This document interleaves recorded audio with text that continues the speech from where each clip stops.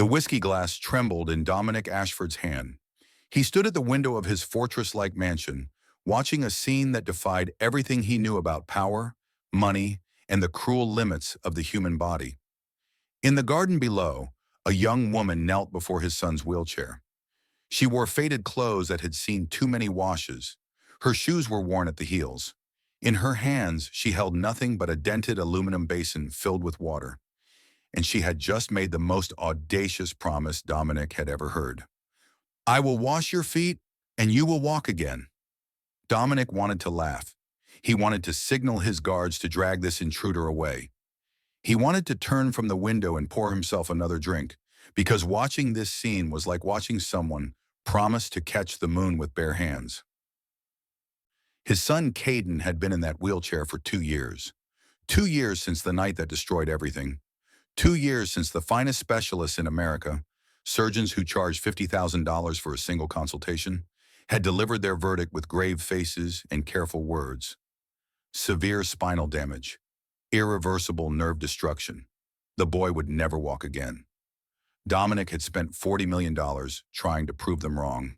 He had flown in experts from Switzerland, Germany, Japan. He had funded experimental treatments that existed only in research papers.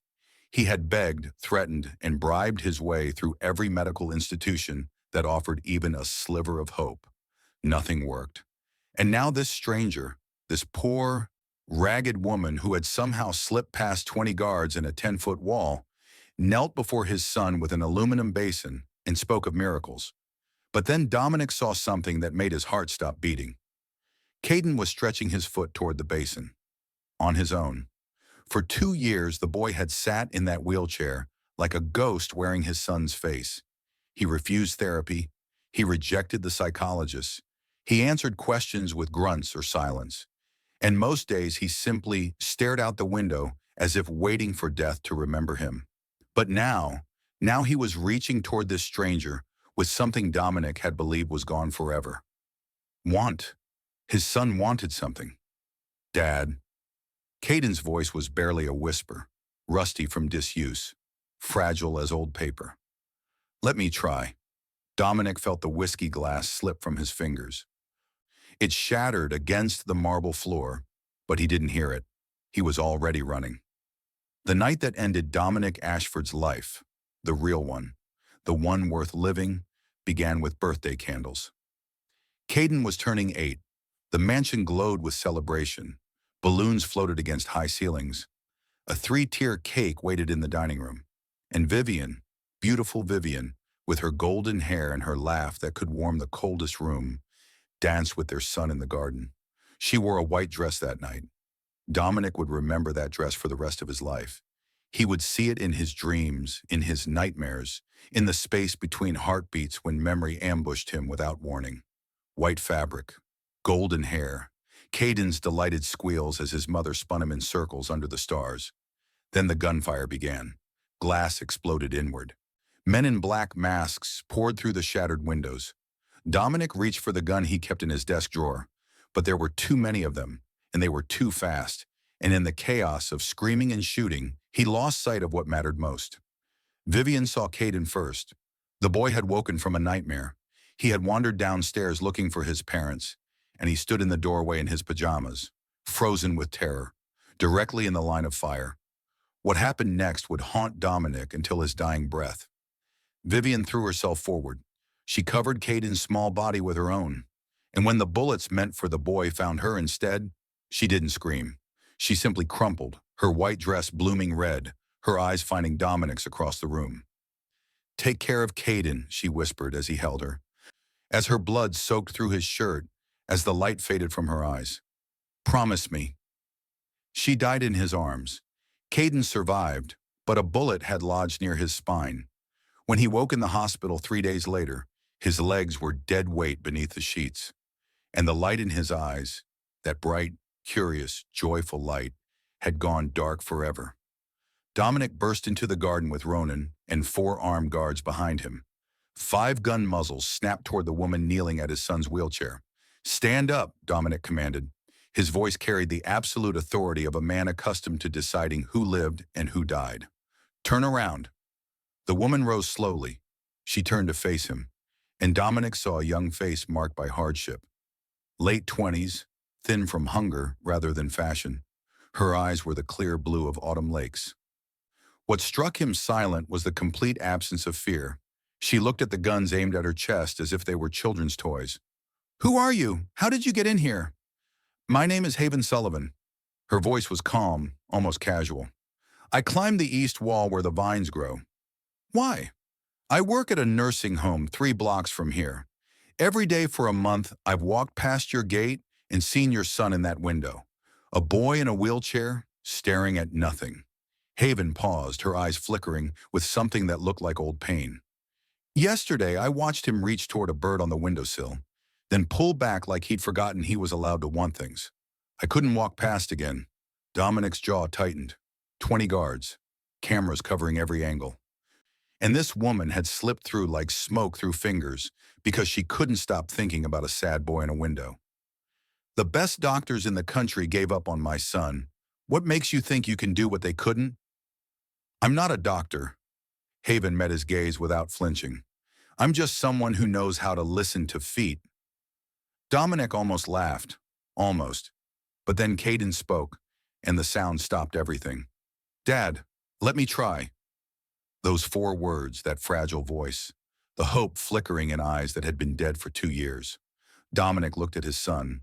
He looked at this stranger with her dented basin and her impossible promise. And he heard himself say words he never planned to speak. "Fine, but I'm watching everything you do." Haven knelt before the wheelchair and began her work. She poured warm water into the basin, exactly body temperature, she explained. She added sea salt to stimulate circulation. Then she lifted Caden's foot with hands that were gentle but sure and lowered it into the water. "My grandmother taught me," she said softly, "that our feet hold the memory of the whole body. Every step we've taken, every place we've been, every joy and every sorrow. Sometimes when we hurt too much to walk, our feet just fall asleep. They're waiting for someone to wake them up." Dominic watched with skeptical eyes. He had seen countless therapists work on his son. He had witnessed every technique modern medicine could offer. This looked like folk nonsense. Grandmother's tales dressed up as treatment. But Caden was watching Haven with complete focus. For the first time in 2 years, he was engaged with something. Someone. His dead eyes had a spark of life. 10 minutes passed. 20. Then Caden gasped. "Something?" His voice cracked. "It tickles. My foot. I feel something tickling." Dominic dropped to his knees beside the wheelchair. He grabbed his son's foot, searching for any sign of movement, any proof that this wasn't another false hope in a long line of disappointments. "It's faint," Caden whispered, wonder spreading across his face. "But it's there, Dad. I can feel it." And then, the miracle Dominic had stopped believing in. Caden smiled. It was small, barely a curve of the lips. But to Dominic, it was brighter than any sunrise, more precious than any fortune. 2 years he had waited for that smile, 2 years of believing it was buried with Vivian. Haven lifted her gaze to meet his. Her eyes held something quiet and profound. "Your son's legs aren't dead, Mr. Ashford. They're only sleeping, and I'm going to wake them up." That night, after Haven left with a promise to return tomorrow, Dominic gave Ronan a single order. "Investigate her. Everything. I want to know who she is, where she lives, every person she's connected to. I want to know why a stranger would climb my wall to help my son." Ronan nodded and disappeared into the night, and Dominic sat alone in his study, staring at a photograph of Vivian, feeling something he had forgotten existed. A crack in the wall around his heart. The investigation report landed on Dominic's desk the next morning. He read it slowly, and with each page something shifted in his chest. Not suspicion, not the cold calculation of a man who trusted no one. Recognition. Haven Sullivan, 27 years old. Born in Brooklyn to a working-class family. Parents killed in a car accident when she was 12. Same age Dominic lost his father to a bullet in a warehouse dispute. After her parents died, Haven was placed with a distant relative, a man with a drinking problem and fists that found her body when the alcohol ran hot in his blood. 3 years of hell, 3 years of beatings, starvation, being locked in dark basements while the world forgot she existed. She escaped at 15 and found her way to her grandmother, Clara Sullivan. The old woman took her in, healed her wounds, and taught her the family secrets. Traditional methods of therapy passed down through generations. But there was more. Eli Sullivan, Haven's younger brother, born 14 years after her, the boy had been paralyzed since birth, bound to a wheelchair for his entire short life. Haven and Clara had cared for him with every ounce of love they possessed. 5 years ago, when Eli was 8, his condition worsened. He needed surgery to save his life, surgery that cost more than Haven could earn in a decade.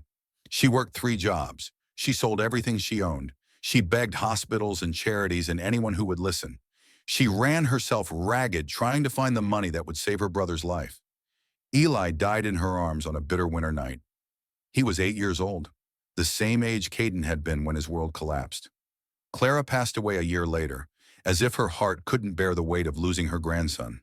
Before she died, she took Haven's hand and passed on everything she knew. "You have the hands of a healer," Clara had told her. "Use them to help children like Eli. Give them the chance your brother never had." Dominic set the folder down and stared at the far wall. Haven Sullivan wasn't a con artist. She wasn't a spy sent by his enemies. She was a woman carrying the exact same wound he carried. The agony of holding someone you love while life drains from their body. The guilt of not being able to save them. The hollow existence that follows when the world keeps spinning, but yours has stopped forever. 2 broken people, meeting in his garden, both trying to save a boy who reminded them of everything they'd lost. Days passed and Caden's progress continued. His toes moved. His feet responded to sensation. Color returned to his legs where there had been only the pallor of death. Haven came every morning, patient and steady, never rushing, never promising more than she could deliver. She worked on Caden's feet with methodical precision, and she talked to him, not about therapy or exercises, but about ordinary things: books, movies, the birds she saw in the park, the way the city looked when snow was falling. And Caden talked back. At first just words, then sentences, then one afternoon something that approached actual conversation. Dominic watched from the doorway, afraid to interrupt, afraid that if he moved or spoke, this fragile miracle would shatter like glass. But Haven sensed something else. Beneath Caden's physical healing, there was a wound that hadn't been touched, a darkness that no amount of foot massages could reach. One afternoon, she changed her approach. Instead of reaching for the basin, Haven pulled a chair close to Caden's wheelchair and sat facing him. Her expression was gentle but serious. "Caden, I need you to tell me something. Something you've never told anyone." The boy's face went pale. "What?" "Tell me about your mom, about the night she went to heaven." Caden's body went rigid. His hands gripped the wheelchair arms until his knuckles turned white. Behind them, Dominic stepped forward, protective instincts flaring. "Don't," he warned. "Don't dig that up." Haven turned to face him, her gaze steady and unflinching. "Mr. Ashford, the body cannot heal if the soul is still bleeding. For 2 years, you and your son have lived in the same house, walked the same halls, but you've never truly talked about what happened. Am I wrong?" Dominic had no answer. She was right, and they both knew it. Haven turned back to Caden. Her voice dropped to something soft and safe. "You're punishing yourself for something, aren't you? Something you've never told anyone. Something you carry alone in the dark." And then the dam broke. "It's my fault." The words tore out of Caden like they'd been trapped in his chest for 2 years, rotting, poisoning everything they touched. "It's all my fault." Dominic felt the blood drain from his face. "That night," Caden continued, tears streaming down his cheeks, "I had a nightmare. I got out of bed and went to find Mom and Dad. I opened the door to their room right when the bad men came in. Mom saw me standing there. She ran to me. She covered me with her body." His voice cracked and broke. "If I had stayed in bed, if I hadn't opened that door, Mom would have seen them coming. She wouldn't have been in the way. She'd still be alive." Dominic's legs threatened to give out. He caught himself on the doorframe, but just barely. For 2 years, he had believed Caden's silence was grief. Normal, expected grief that would ease with time. He never imagined, never suspected, that his 10-year-old son had been drowning in guilt, believing he had murdered his own mother. "I thought," Caden whispered, the words barely audible, "that if I can't walk, I can't hurt anyone else. I don't deserve to walk. I don't deserve anything." The room fell silent except for Caden's ragged breathing. Haven looked at Dominic. Her eyes held a message he understood perfectly. "Your turn. This is the moment that matters." That night, Dominic did something he hadn't done in 2 years. He went to his son's room. He sat on the edge of the bed, and for a long moment, he simply looked at the boy. This small person he had created with the woman he loved.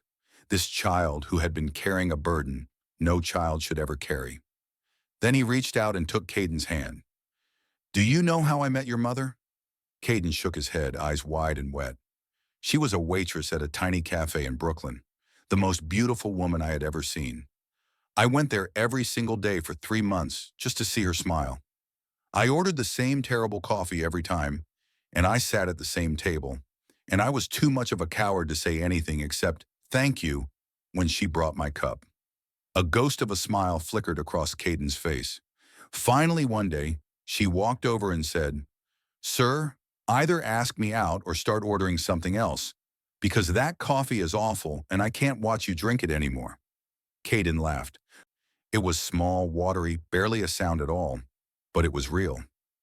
"I loved her," Dominic continued, his voice thickening, "more than I knew it was possible to love another person. But do you know who she loved most in the whole world? Me? You. From the minute you were born, I became second place. And she never apologized for it, not once. She said you were the greatest gift of her life. She said watching you grow was better than anything she could have imagined." Dominic squeezed his son's hand. "Your mother didn't die because you opened a door, Caden. She died because she loved you more than her own life. She saw danger, and she threw herself between you and that danger, and she did it without hesitation. That was her choice, a mother's choice, the only choice she could have made. But no." Dominic's voice was firm but gentle. "If anyone is to blame, it's me. I was supposed to protect this family. I was supposed to keep you safe, and I failed. I'm the one who should carry this weight, not you. Never you." He pulled his son into his arms, something he hadn't done since Vivian's funeral. "I'm so sorry, Caden. I'm sorry I didn't see what you were carrying. I'm sorry I hid from my own pain instead of helping you with yours. I'm sorry I wasn't the father you needed." Father and son held each other and cried. Really cried. For the first time since they lost Vivian, they let the grief pour out together instead of drowning in it alone. And watching from the shadowed hallway, tears running silently down her own cheeks, Haven Sullivan thought of Eli, of all the things she wished she could have said to her brother before he slipped away. She couldn't save Eli, but maybe, just maybe, she could save this family.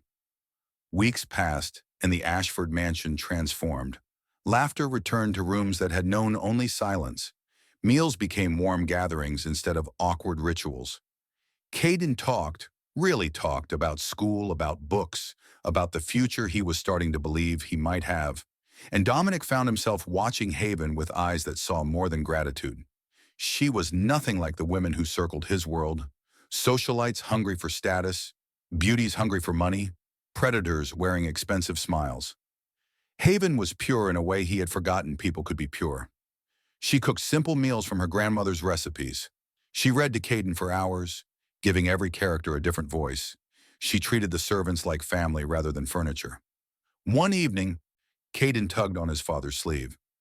"Dad, can I tell you a secret?" Dominic knelt to his son's level. "Always. Miss Haven is sad too. I can see it in her eyes. She's sad like you." Caden paused, thinking hard. "Maybe you can be sad together, and then maybe you both won't be so sad anymore." The words hit Dominic like a fist to the chest. "Also," Caden added, "I think Mom would like her. Mom always said we should be kind to kind people. And Miss Haven is the kindest person I know, except for Mom." That night, Dominic lay awake, staring at the ceiling, and admitted something he had been running from for weeks. He was falling in love with Haven Sullivan, and it terrified him. What Haven didn't know, what no one in the Ashford mansion suspected, was that she had been watched from the very first day. Sterling Cross had eyes everywhere. When his spy reported that a strange woman had climbed the wall and was treating the Ashford boy, Sterling had ordered surveillance immediately. For weeks, his men had tracked Haven's movements. They knew where she bought groceries. They knew which bus she took. They knew she was alone in the world, with no one to notice if she disappeared. Sterling had been patient, waiting, watching. 2 years ago, he had ordered the hit on Dominic Ashford. Sterling wanted the empire, the power, the respect that Dominic commanded. The plan was simple: kill the king, seize the throne. But the plan had failed. Dominic survived. His wife died instead, and his son was crippled. But the man himself walked away from the ambush without a scratch. Sterling had believed a broken child would keep Dominic distracted forever. A father consumed by grief and guilt would never have the focus to investigate, to hunt, to discover who had ordered the assassination. He had been wrong. If the boy walked again, Dominic would be whole, focused, dangerous, and the trail that Sterling had worked so hard to bury would inevitably lead back to him. Patience was no longer an option, but darkness has a way of finding light, and light has a way of revealing darkness. One night, unable to sleep, Haven wandered downstairs for a glass of water. She passed Dominic's study and saw light bleeding through a crack in the door. She didn't mean to look, didn't mean to stop, but the voice she heard froze her feet to the floor. "Has the traitor been dealt with?" Dominic's voice was cold, hard, nothing like the gentle father she had come to know. "Yes, boss, exactly as you ordered." No trace left. And his family? "Warned. They won't talk." Haven pressed a hand to her mouth to stifle the gasp. Through the crack, she saw 5 men in dark suits, faces carved by violence. Guns on the desk, stacks of cash, photographs she didn't dare examine. She had known Dominic was dangerous, known he had guards and power and enemies. But seeing his real world laid bare, the world of blood and threats and men who wouldn't talk because they knew what happened to those who did, sent ice through her veins. Then Dominic's eyes lifted, found the crack in the door, found her horrified face. Time stopped. Haven ran. The next night they stood on the balcony in silence, both unable to sleep, both carrying words they didn't know how to speak. Finally, Dominic broke the quiet. "You're afraid of me now." "I've lived with real monsters," Haven replied, her voice steady despite the trembling in her hands. 3 years of being beaten, starved, locked in basements. You're not a monster, Mr. Ashford. I've killed people. Not one. Many. Far too many to count." "Who did you kill?" The question surprised him. Most people didn't want details. They wanted to condemn or absolve without understanding. Traffickers, men who sold children, men who murdered innocents to climb the ladder of power, men who attacked my family and killed my wife. His jaw tightened. "I'm not a good man, Haven. I've never pretended to be. But I have rules. I don't touch innocents. I don't harm women or children, and I protect what's mine at any cost." Haven was silent for a long moment. Then she turned to face him fully. "I'm here for Caden, Mr. Ashford. I'll stay until he walks again. After that, we have nothing to do with each other." She walked away, leaving Dominic alone in the cold moonlight, watching her disappear through the door and wondering why her distance hurt worse than any bullet he'd ever taken. The van came out of nowhere. One moment, Haven was stepping out of the herb shop in Chinatown, a paper bag in her hands. The next, masked men were dragging her through a sliding door, pressing a chemical-soaked cloth to her face, and the world went dark. She woke in an abandoned warehouse, wrists bound to an iron chair, the stench of rust and decay burning her nostrils. Weak light from dangling bulbs revealed 4 hardened faces in a circle around her. Then the door opened and Sterling Cross walked in. He was elegant, expensive suit, perfect hair, the kind of handsome that came with cruelty in the eyes. He dragged a chair across the concrete floor and sat facing her, legs crossed, relaxed as if they were meeting for coffee. "Miss Sullivan, I've heard so much about you. The miracle worker who crawled out of the Brooklyn gutter and landed in Dominic Ashford's mansion. Quite the fairy tale." Haven said nothing. Her face was calm, but her heart raced. "What are you to him? A lover? Family?" Sterling smiled coldly. "Don't fool yourself. Men like Dominic don't love. They use. You're a tool, nothing more. When you've served your purpose, he'll throw you away like garbage. Haven lifted her head and met his eyes. Then she spat blood directly into his face. "You're a coward," she said, her voice steady despite the fear clawing at her throat. "A coward who hides behind other people to kill women and children? You don't deserve to be called a man." Sterling wiped his face slowly. His smile vanished. "You'll regret those words." He stood and turned to his men. "Continue until she talks, or until she stops breathing, whichever comes first." What followed was agony. They hit her until her face swelled. They burned her until she screamed. They broke her rib until every breath was a knife in her chest. And through it all, they demanded the same things. What are Dominic's weaknesses? Where does he hide his money? How many guards protect the estate? Haven didn't speak. Hours passed, or maybe days. She couldn't tell anymore. Blood filled her mouth. Her broken ribs screamed with every breath. But she held on to one image in her mind. Caden's smile. That small, fragile curve of the lips that had been dead for 2 years until she brought it back. "Just tell us," one of Sterling's men growled, cracking his knuckles. "Tell us and the pain stops." Haven closed her swollen eyes. She thought of Eli, of holding her brother's cold body on that winter night, promising him she would help other children walk. She thought of Clara, pressing the family secrets into her hands with dying fingers. She thought of Dominic standing on the balcony, asking if he could belong in her world. "Yes," she had wanted to say. "Yes, you already do." "I have nothing to tell you," she whispered through cracked lips. "And even if I did, I would die before I betrayed them." Sterling leaned close, his expensive cologne mixing with the smell of her blood. "That can be arranged." "Then arrange it." Haven met his eyes without flinching. "My brother died in my arms when he was 8 years old. I've already survived the worst thing that can happen to a person. You can't break someone who's already been broken and put herself back together." Back at the mansion, Dominic was losing his mind. When Ronan reported Haven missing, Dominic destroyed his study. Glass tables shattered, mirrors exploded, chandeliers crashed to the floor. He raged like a wounded animal, while his men watched in silence. "Find her," he roared. "I don't care what it costs. I don't care how many men it takes. Find her now."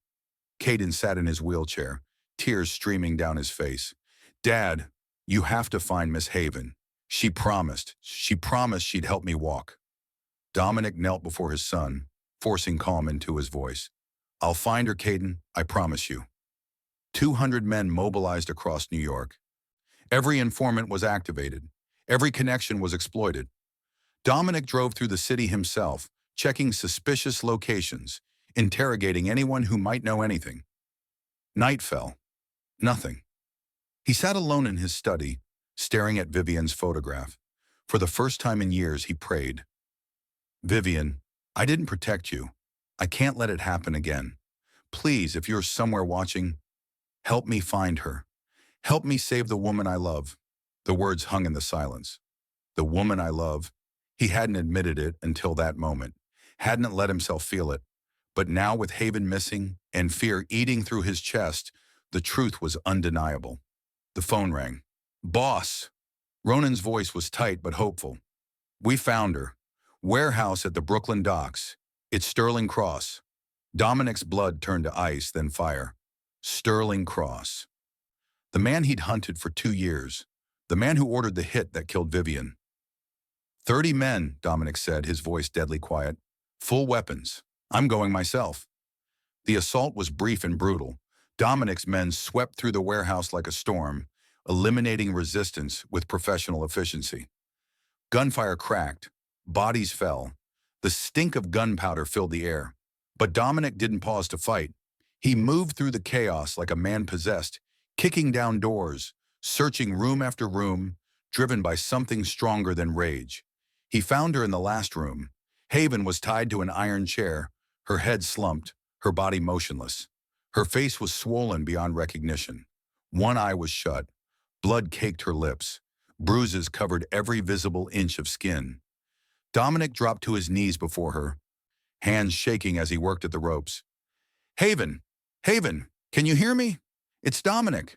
You're safe now. I'm here. Her eyes fluttered open, blue, clouded with pain, struggling to focus. She stared at him as if uncertain he was real.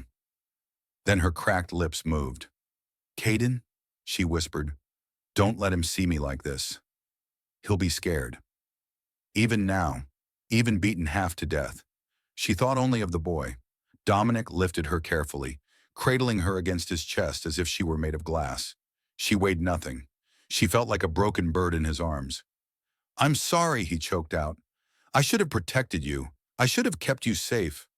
I'll never let anyone hurt you again. Never. He carried her toward the exit, but a sound behind him made him stop. Scuffling. A secret passage. Sterling Cross. Trying to escape through a tunnel hidden behind rusted machinery. Dominic handed Haven to Ronan. Get her out. Get her to a doctor. Now. Then he went after Sterling. He caught the man in the tunnel, dragging him back into the dim light of the warehouse. Sterling's perfect composure had finally cracked. His eyes were wild with fear. Dominic, we can make a deal. I have money. I have information. I can give you. You can give me nothing. Dominic's voice was quiet, terrifyingly quiet. 2 years ago, you took everything from me. My wife, my son's legs, my reason to live. It was business, nothing personal. Nothing personal. Dominic stepped closer. My wife bled out in my arms. My son believed he murdered his own mother. For 2 years, I watched him sit in that wheelchair, dying inside, and I couldn't reach him. Nothing personal. Sterling's hand moved toward his pocket. Dominic was faster. This is for Vivian, he said, his grip tightening around Sterling's throat. For every night I held her photograph and begged her to forgive me for not protecting her. Sterling's eyes bulged. His feet left the ground. This is for Caden, for every step he couldn't take, for every smile I thought I'd never see again. The struggle weakened. And this is for Haven, for every bruise on her body, for every moment she suffered because she had the courage to love my son. When Sterling Cross took his final breath, Dominic felt no triumph, only the hollow relief of a promise kept. I found him, Vivian. I found the man who took you from us. Rest now. Rest. The days that followed moved slowly, measured in bandage changes and soft-spoken words, in the gradual return of light to Haven's eyes. Dominic refused to let anyone else care for her. He changed her dressings himself, learned which wounds needed which treatments, stayed by her bed every night until she fell asleep. The distance that had grown between them after she saw his dark world, that distance vanished completely. One evening, as Haven sat propped against pillows watching the sunset through her window, Dominic took her hand. I thought I'd lost you. His voice was rough, barely controlled. When Ronan told me you were gone, I couldn't breathe. It was like losing Vivian all over again. But worse, because with Vivian, I had years to love her. With you, I was terrified I'd lose you before I could tell you. He stopped, swallowed, started again. I love you, Haven Sullivan. I love your strength and your kindness and your impossible faith in people who don't deserve it. I love that you gave everything for your brother. I love that you never gave up on my son. I love every single thing about you. Tears slid down Haven's bruised cheeks. I don't deserve you, she whispered. I'm just a poor girl from Brooklyn. I have nothing to offer a man like you. You saved my son. You saved me. Dominic lifted her hand to his lips and kissed her damaged knuckles. You're worth more than every dollar I've ever made, more than every building I own, more than everything. But your world, then I'll leave it. His eyes were fierce with certainty. This empire took my wife. It nearly took my son. It almost took you. I'm done. Ronan can run the business. I want peace. I want to watch Caden grow up. I want to come home every night to you. Haven searched his face for doubt and found none. I've been alone so long, she said, her voice breaking. After Eli died, after Grandma died, I thought my purpose was to help other people find happiness, but never have it myself. You were wrong. Dominic cupped her face in his hands, gentle as breath. You deserve happiness more than anyone I've ever known. Then yes, Haven smiled through her tears. Yes, I'll stay. Forever. 1 month later, the garden was decorated for Caden's 11th birthday. Balloons swayed in the autumn breeze. A three-tier cake waited on the table, decorated with a boy running through an open field. Caden's dream made visible. After the birthday song, Caden made an announcement. Dad, Miss Haven, I have a present for you. Stand over there. He pointed to a spot 10 steps away. And wait for me. Dominic and Haven exchanged puzzled looks but obeyed. They stood side by side, hands clasped, watching their boy. Caden positioned his wheelchair. He took a deep breath that shook his small frame. Then slowly, carefully, he pushed himself to his feet, and he let go. No crutches, no support, just his own legs, trembling but holding. One step. His foot touched the ground, unsteady but real. 2 steps. Dominic's grip on Haven's hand tightened until his knuckles turned white. 3, 4, 5. Caden's face flushed with effort. Sweat beaded on his forehead. 6, 7, 8. His legs shook violently. His arms windmilled for balance. 9. One more. Just one more. 10. Caden fell into their arms, laughing and crying at the same time. I did it! I did it! Dad, Miss Haven, I walked! Dominic held his son and wept. 730 days of silence, of empty eyes and wheelchair wheels on marble floors. And now his boy was walking on his own 2 feet. 10 steps. 10 steps that every doctor said would never happen. Haven wrapped her arms around both of them, her own tears falling freely. She thought of Eli, of all the steps her brother never got to take, of the promise she made at his grave to help other children walk. That promise was fulfilled, and somehow, impossibly, she had found a family in the process. Dad, Caden whispered against his father's chest, can Miss Haven be my mom? Dominic pulled back to look at his son. What did you say? I want her to be my mom. My real mom is in heaven and I'll always love her. But Miss Haven is here, and I love her too. Can she be my mom? Haven knelt until she was eye level with Caden. Tears streamed down her face. Yes, sweetheart. Yes. I would be honored to be your mom. Caden threw his arms around her neck and held on tight. The wedding was simple. No grand ceremony, no hundreds of guests. Just family and close friends gathered under the oak tree in the garden. The same spot where Haven had first knelt before Caden's wheelchair, with her dented basin and her impossible promise. Caden walked Haven down the aisle. No wheelchair, no crutches. Just his own 2 feet, steady and sure, carrying his new mother toward his father. When he placed Haven's hand in Dominic's, he whispered, Dad, you have to love her lots and lots, okay? She's my favorite person, after you, and Mom. Dominic knelt and hugged his son. I promise, buddy, forever. 5 years later. The Clara Sullivan Rehabilitation Center stood in the suburbs outside New York, a 5-story building surrounded by gardens where young patients could play and heal. Dominic had built it with his fortune. Haven ran it with her heart. The plaque in the lobby carried words that Clara Sullivan had taught her granddaughter long ago. Love is the oldest and most powerful medicine. On this ordinary afternoon, Haven knelt before a new patient, an 8-year-old boy named Lucas, paralyzed in a car accident, his eyes holding the same hopelessness she had seen in Caden's eyes 5 years before. Lucas, she said softly, I'm going to tell you a secret. Your legs aren't dead. They're only sleeping, and I'm going to help you wake them up. The boy looked at her, and for the first time since his accident, something flickered in his empty eyes. Hope. From the doorway, Caden watched. 16 now, tall and strong, a basketball player who ran marathons every summer. No one who saw him could believe he had spent 2 years in a wheelchair. He walked over and placed a hand on Lucas's shoulder. Hey, Lucas, I'm Caden. 5 years ago, I was in a wheelchair just like yours. The doctor said I'd never walk again. Want to hear what happened? Lucas nodded, eyes wide. And as Caden began to tell his story, Haven stepped back and watched the circle complete itself.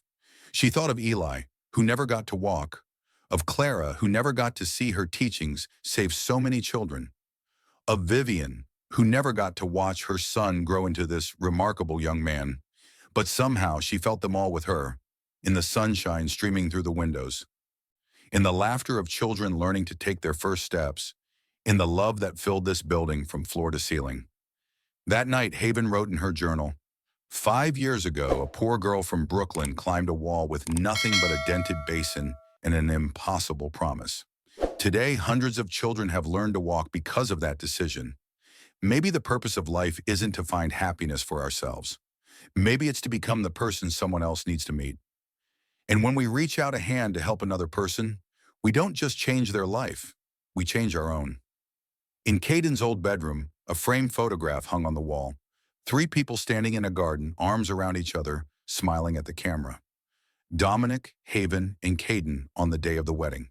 Beneath it, in Caden's careful handwriting, a single sentence. "Family isn't just who you're born to, it's who you choose to love."